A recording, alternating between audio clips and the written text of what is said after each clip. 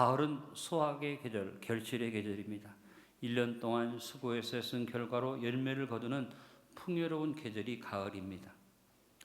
적게 거두었던 많게 거두었던 가을은 무엇인가를 거두게 됩니다. 가을의 결실 속에서 추수 속에서 우리에게 주시는 하나님의 교훈이 있습니다. 그것은 최선을 다하여 수고한 사람에게 하나님은 거두게끔 해주신다는 것입니다. 그래서 가을은 추운 겨울을 눈앞에 두고 쉼과 안식을 선물해 줍니다. 반면에 최선을 다하지 않고 노력하지 않은 사람에게 가을은 거두는 것이 많지 못하다 보니까 가을이 감사가 아니라 불평이 될 수 있고, 추운 겨울을 눈앞에 두고 거둔 것이 부족하다면 고난이 오겠죠. 그래서 우리는 두 가지를 생각합니다. 감사함으로써 쉼과 안식을 얻는구나. 감사를 하지 않을 때 오는 것은 고난이 오는구나. 이것을 기억해야 합니다. 더불어 가을은 아름다운 계절입니다. 가을의 단풍처럼 아름다운 자연의 조화는 찾아보기 힘들죠. 더운 나라에 가서 보면 늘 푸른 나무들만 있죠. 그러나 우리 대한민국의 사시사철을 가진 우리가 더 감사한 것은 가을에 낙엽과 단풍이 있다는 것입니다. 참으로 자연의 아름다움을 단풍을 보면서 만끽하게 되고 하나님의 섭리를 다시 한번 깊이 느낄 수 있게 됩니다. 가을의 단풍은 우리에게 다사다난했던 한 해를 보여주는 것과 같습니다. 2022년도 돌아보니까 말할 것도 없이 무서운 코로나 바이러스로 여러 어려운 일이 있었고, 산불도 나고 또 가뭄도 왔고, 특별히 우리 지역에는 수해가 나서 어려움을 겪었고, 또 생각지 않았던 이태원 참사로 인해서 온 국민이 깜짝 놀라기도 했고, 우리가 지난 1년을 돌아보니까 붉은 색깔도 있었고 노란 색깔도 있었고 갈색 색깔도 있었고, 어떤 경우에는 병충해가 나뭇잎을 갉아먹은 것처럼 우리의 삶 속에 상처난 것들도 있어.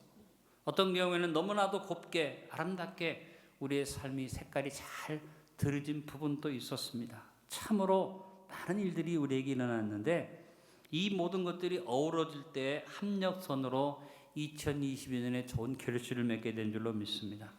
그러므로 여러분, 하나님의 은혜 속에서 아름다운 계절을 주신 하나님 앞에 감사드리시고, 풍요로운 결실과 아름다운 자연의 축복으로 주어진 가을에 더 중요한 것은 이 은혜 속에서 하나님 앞에 감사할 수 있는 마음이 있고 감사할 수 있는 이런 예배가 있는 것을 감사하시기 바랍니다.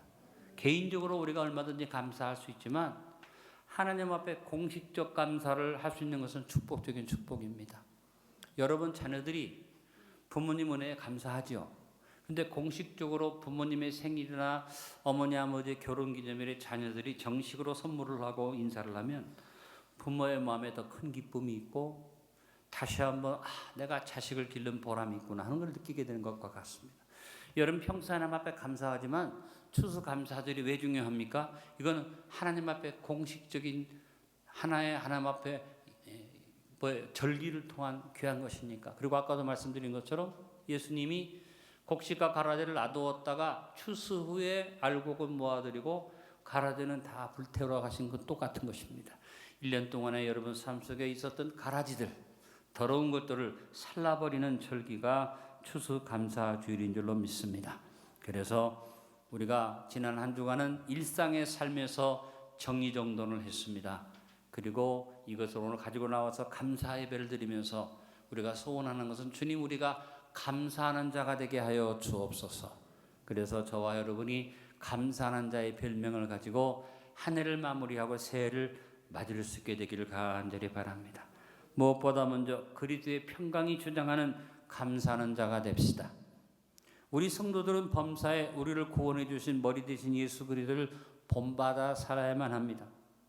예수님의 은혜로 구원받은 감사가 넘친다면 당연히 우리는 예수님을 본받아 살아야만 합니다. 바울 사도는 골로새 성도들에게 편지하면서 예수님을 본받기 위해서 뭘 하라고 그랬습니까? 그리스도의 평강이 너희 마음을 주장하게 하라. 중요한 말입니다. 예수님이 여러 가지 모습이 있죠. 근데 예수님이 여러 가지 모습 중에 그리스도의 평강, 그 평강이 어떤 평강입니까? 주님은 삶 자체가 늘 평강이셨습니다.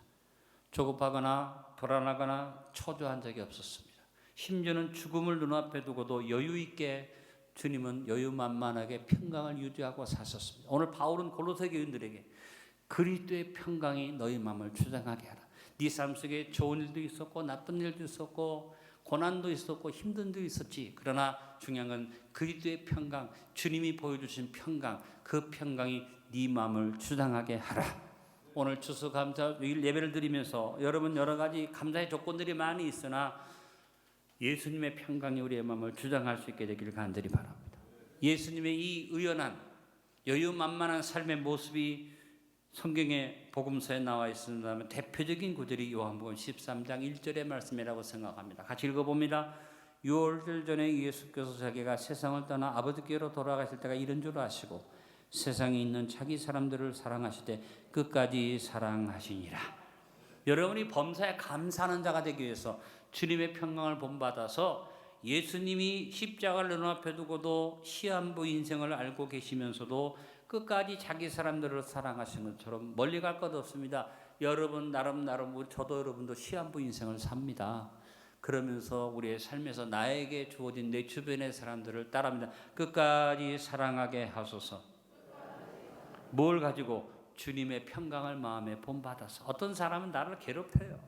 어떤 사람은 나를 힘들게 해요. 어떤 사람은 나에게 굉장히 어려움과 곤란을 주고 있어요. 그러나 하나님이 나에게 주신 사람들을 그리스도의 평강으로 품으면서 주님을 본받아 그리스도의 평강이 주장되는 삶을 살게 하소서. 따라합니다. 주님을 본받아 삽시다. 다음으로 우리를 한 몸으로 부르신 주님 덕분에 사는 감사하는 자가 됩시다. 우리는 모든 것을 은혜로 받아 누리고 삽니다. 이 세상 사람들은 모르고 삽니다. 우리는 알고 삽니다. 이 세상 사람들도 자기가 애쓰고 수고하고 노력해서 얻은 것보다는 그냥 거저받은 것이 더 많아요. 당장 일어나면서부터 누리는 자연의 혜택은 거저받은 겁니다. 그런데도 감사를 몰라요. 그러나 저하고 여러분은 감사를 하는 것은 한 몸으로 부르심을 받아 주님이 나를 부르셨고 머리가 되셨고 나를 보호하시니까 내가 모든 것이 은혜구나. 모든 것을 주님 덕분에 살고 있구나. 이렇게 고백할 수 있게 되는 줄 압니다. 그래서 오늘 16절에 강조합니다. 너희는 평강을 위하여 한 몸으로 부르심을 받았나니. 의례적인 감사라면 몇 마디 감사 인사나 감사를 표현하는 선물로 대신할 수 있겠지만 하나님께 대한 감사는 그런 게 아닙니다. 하나님 앞에 모든 것이 다 하나님의 은혜입니다라고 인정하는 주님 덕분에 산다는 고백이 우리의 삶 속에 있어야만 할 줄 압니다. 여러분, 우리는 모든 것을 주님의 덕분에 사는 부르심을 입고 한 몸이 된 하나님의 자녀들입니다. 그래서 언제나 지나온 날들에 대한 하나님의 은혜와 사랑을 감사드리는 삶을 살도록 합시다. 2022년을 정리하면서 얼마나 소요했느냐, 얼마나 남았느냐, 이것이 별로 중요한 것이 아닙니다. 내가 손에 쥐고 남은 것만 남은 게 아니라 이제까지 살아온 날들에 하나님 나에게 주셨던 것들을 두루두루 감사하고, 내가 올 때, 이 세상에 올 때 적신으로 왔습니다. 빈손으로 왔습니다. 여러분 소유가 남고 이익이 있고 통장에 잔고가 있고 이게 중요한 게 아니라 이제까지 내가 살아온 것만 해도 감사하다. 지금까지 지내오며 누렸던 모든 것에 대한 감사가 풍성해야 마땅함을 기억하십시오. 한번 같이 읽어봅니다. 항상 지나온 과거의 날들을 감사로 정리하며 사십시오. 주님 덕분에 잘 살아왔습니다. 자꾸 남은 거 계산하지 마시고 주님 덕분에 내가 잘 살아왔습니다.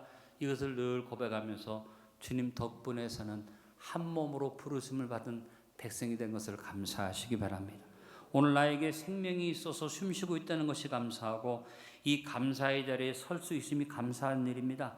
우리는 우리 현실의 자리를 살피며 항상 나는 내가 행한 것보다 언제나 분에 넘치게 받고 있다는 사실을 잊지 말고 사십시오. 여러분이 때로는 불평합니다. 때로는 원망합니다. 그러나 내가 한 짓에 비하면, 내가 애쓴 것에 비하면 사실 모두가 다 분에 넘치는 것으로 받아들이고 있는 것이 아니겠어요? 우리는 이것을 늘 감사해야지 됩니다. 내가 노력하고 수고하여 무엇을 소유하기 전에 기본적으로 주어진 것이 많은 것이 인생입니다. 존재한다는 것만으로도 우리는 많은 의미 받아들이고 있음을 알아야만 합니다. 같이 고백해 봅니다. 항상 현실의 자리를 감사의 자리로 만드십시오. 주님 덕분에 살고 있습니다. 주님 덕분에 살아왔습니다. 그 다음에 오늘 생각해 보니 이 시간도 나는 주님 덕분에 주님 덕분에 살고 있습니다. 그리고 우리는 좋으신 아버지의 예비하심 속에 살고 있습니다. 앞에서 살펴본 것처럼 우리가 내일 우리에게 주어질 생명과 그 생명과 더불어 주어지는 태양과 자연의 혜택과 공기와 같은 우리의 환경의 모든 것을 우리가 준비한 게 아닙니다. 하나님이 다 준비해 놓으셨고 내일도 하나님이 준비해 놓은 것들 누리게 되는데, 특별히 하나님을 사랑하는 자를 위해서는 하나님께서 더 많은 것을 주신다. 많은 사람들이 주님이 예배하신 걸 눈으로 봅니다. 귀로도 듣습니다. 마음으로도 생각도 할 수 있습니다. 이것을 누리고 삽니다. 우리가 주변에, 그러나 하나님을 아는 사람에게는 특별히 하나님께서 어떤 것을 준비해 주십니까? 고린도전서 2장 9절을 같이 고백해 봅니다. 기록된 바 하나님이 자기를 사랑하는 자를 위해 예비하신 모든 것은 눈으로 보지 못하고 귀로 듣지 못하고 사람의 마음으로 생각하지도 못하였담과 같으니라. 저하고 여러분을 위해서 하나님이 기가 막힌, 눈으로 본 적도 없고 귀로 들은 적도 없고 마음으로 생각한 적도 없는 것들을 준비해 놓으셨다. 그래서 하나님의 백성의 삶은 원더풀이다. 늘 놀랍다, 기이하다. 재미있게 해석해 봅니다. 원더풀이 콩글리시로 해석하면 뭐라고 그랬으면 원하는 대로 더하여 잘 풀린다. 아멘. 옆에 있는 분에게 사랑 표시를 하면서 원더풀로 축복해 줍니다. 원더풀, 원더풀. 우리 하나님의 백성에게는 모든 것이 더하여 잘 풀리는 축복이 있습니다. 한번 같이 고백해 봅니다. 항상 기가 막히게 예비된 내 삶의 미래를 감사하며 미래의 자리를 감사의 자리로 만들어 가십시오. 주님 덕분에 살 것입니다. 하나님이 여러분을 한 몸으로 부르셔서 왜 평강을 누리도록. 그래서 우리는 주님이 나를 한 몸으로 부르셔서 내 머리 대신 주님이 나를 다스려 주신 내가 주님 덕분에 사는구나. 그래서 말씀드린 세 가지 기억하십시다. 지금까지 주님 덕분에 잘 살아왔습니다. 지금도 주님 덕분에 잘 살고 있습니다. 앞으로도 주님 덕분에 잘 살 것입니다. 여러분이 항상 이 감사가 넘치는 감사의 사람들이 될 수 있기를 바랍니다. 또 하나, 주님을 위하여 살기를 목표 삼고 사는 감사하는 자가 됩시다. 바울이 너희는 평강을 위해서 부르심 받았고 한 몸으로 부르심 받았다 한 다음에 16절에서 뭘 말합니까? 그리스도의 말씀이 너희 속에 풍성히 거하여 모든 지혜로 피차 가르치며 권면하고 시와 찬송과 신령한 노래를 부르며 감사하는 마음으로 하나님을 찬양하고. 오늘 바울이 말한 핵심이 뭡니까? 하나님의 말씀이 네 안에 넘침으로 하나님을 찬양하는 뭐예요? 예배자의 삶. 그와 같은 삶을 살라고 오늘 말하고 있습니다. 우리 인생에 두 가지 대칭되는 말이 있습니다. 하나는 주님을 위하여, 또 하나는 나를 위하여. 이것을 잘 생각해야만 합니다. 내가 하나님을 섬기고 믿음으로 산다 하면서도 나도 모르는 사이 우리의 삶은 어디로 향합니까? 나를 위하여로 가기 쉽습니다. 그러나 항상 우리의 삶의 방향이 어디로 가야지 됩니까? 모든 것에 하나님을 찬양하고 감사하는, 주를 힘입어 하나님 앞 영광을 누리는 주님을 위하여 삶이 될 수 있기를 바랍니다. 특별한 날을 정했습니다. 특별한 예물을 준비했습니다. 한 주간 동안 특별히 남산언도까지 기록을 했습니다. 우리 성가대가 평소에도 찬양을 잘하지만 오늘은 정말 기가 막힌 찬양을 장구까지 추면서 춤까지 추면서 잘 불렀습니다. 카리스 팀은 오늘 고운 한복을 입고 와서 우리나라 한복이 저렇게 아름다운가? 앞으로 하나님이 천국의 천사들을 옷 입힐 때는 한복을 입히시겠구나. 이런 생각을 할 수 있도록 여러분이 많은 일을 했습니다. 그러나 중요한 건 뭡니까? 그게 중요한 게 아니라 마음 중심에 물어보십시오. 나님은 주님을 위하여 사는가? 나를 위하여 사는가? 이 질문의 답이 분명할 수 있기를 간절히 바랍니다. 여러분, 주님을 위하여 사는 것이 뭘 말합니까? 그리스도의 말씀이 내 속에 풍성히 거하게 하는 것이 주님을 위하여 사는 것입니다. 여러분, 부모님을 위하여 부모님께 효도하는 게 뭘까요? 부모님에게 좋은 거 해드리고 부모님 원하는 거 해드리는 것이 효도가 아니라 평소에 부모님이 나에게 주신 말씀을 기억하고 부모님의 교훈을 마음에 간직하고 가풍을 따라 가훈을 따라서 살면 부모가 내가 인도하는 대로 우리 자녀가 따라오는구나. 집안의 가풍을 잘 지키는구나. 그래서 부모가 기뻐하게 됩니다. 마찬가지입니다. 주님을 위하여 산다 하면서 입으로는 감사합니다. 찬송도 잘하고 예배도 잘 드리는 것 같은데 사는 것을 보니까 지멋대로 살아. 그러면 그것이 주님을 위하여 사는 게 아닙니다. 주님을 위하여 사는 모습이 뭐냐? 바로 주님의 말씀이 내 속에 풍성히 거하게 되므로 주님의 뜻을 따라서 시와 찬미와 신령한 노래가 저절로 나와서 하나님을 찬양하는 삶, 바로 무엇이 주님을 위하여 사는 삶인가? 고린도전서 10장 31절 같이 읽어봅니다. 그런즉 너희가 먹든지 마시든지 무엇을 하든지 다 하나님의 영광을 위하여 하라. 여러분 일상의 삶에서 밥 먹고 좋은 것 먹고 마시는 것도 중요합니다만 그리스도의 말씀, 주님의 말씀을 내 안에 받아들여서 그 말씀이 풍성히 거함으로써 내 삶에서 주님을 향한 찬양이 넘쳐나는 예배자의 삶을 사는 것이 주님을 위하여 사는 것이다. 그래서 여러분 우리가 주님을 위하여 사는 것이 억울하지 않은 것은 먼저 주님이 나를 위하여 모든 것을 주셨지 않습니까? 여러분 이번 추수감사절에 우리 주님을 바라보면 영안이 열려져서 개안이 이루어지길 바랍니다. 개안은 눈이 열려질 뿐 아니라 영적 시력이 좋아지는 것이라 그랬어요. 감사하는 자는 영적 시력이 좋아집니다. 그래서 주님을 위하여 마음속에서 감사가 넘치면서 신령한 노래를 부르며 감사하는 마음으로 하나님을 찬양하며 살게 되는 것입니다. 우리 성가대가 오늘 흥겹게 찬양드린 것처럼 저와 여러분의 삶이 주님 덕분에 살아왔습니다. 주님 덕분에 살고 있습니다. 앞으로도 주님 덕분에 살아갈 것입니다. 이 감사가 충만한 감사하는 자가 되어서 이 하늘을 정리정돈하게 되기를 바랍니다. 감사를 최우선순위에 두고 사는 감사자가 됩시다. 오늘 네 번째 생각하고 싶은 것은 우선순위입니다.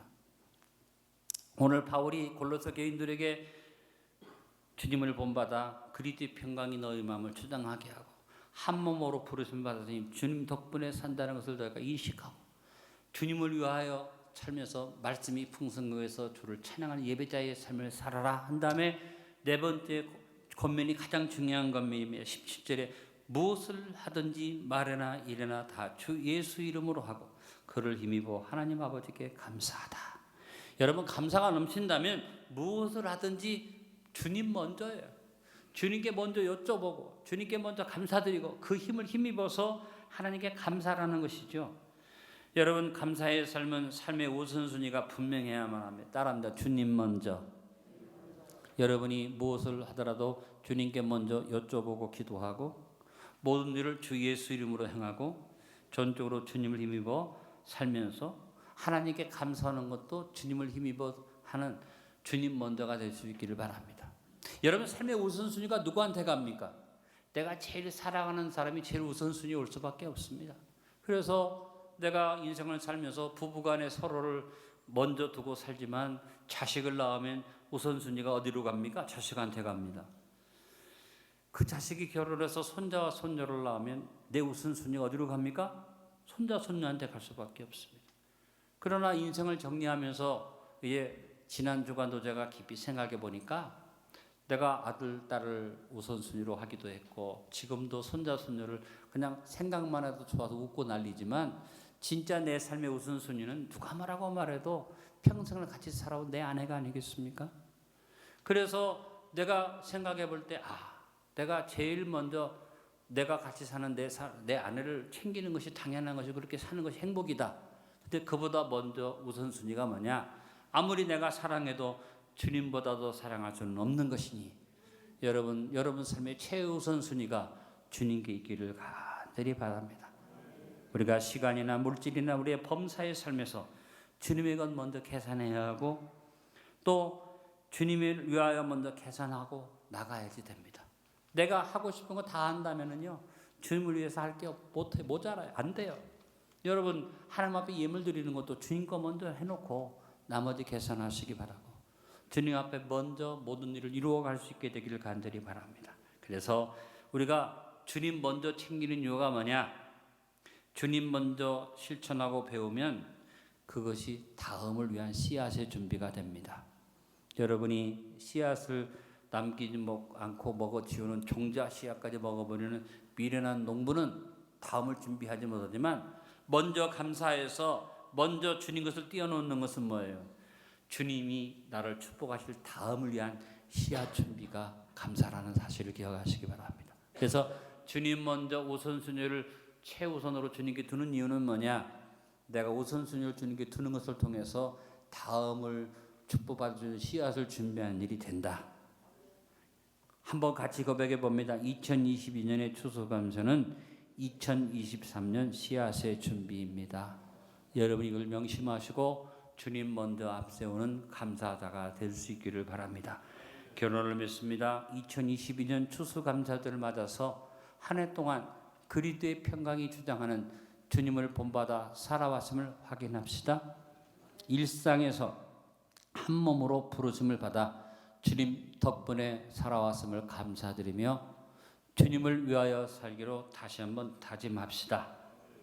감사의 삶이 항상 자리 잡기 위해서 주님 먼저를 앞세워 감사를 최우선 순위로 두고 사는 감사하는 자가 됩시다. 오늘 추수감사주일 말씀의 키워드가 4가지입니다. 주님을 본받아, 주님 덕분에, 주님을 위하여, 주님 먼저. 이 4가지 키워드를 기억하면서 여러분이 별명 자체, 여러분 자신 자체가 감사하는 자가 되는 복된 삶을 누리시길 바라고, 오늘 감사함으로써 하나님이 우리를 알곡 삼아 주실 뿐 아니라 가라지는 다 불태워 주시고 2023년의 씨앗을 준비하게 축복해 주시는 줄로 믿습니다.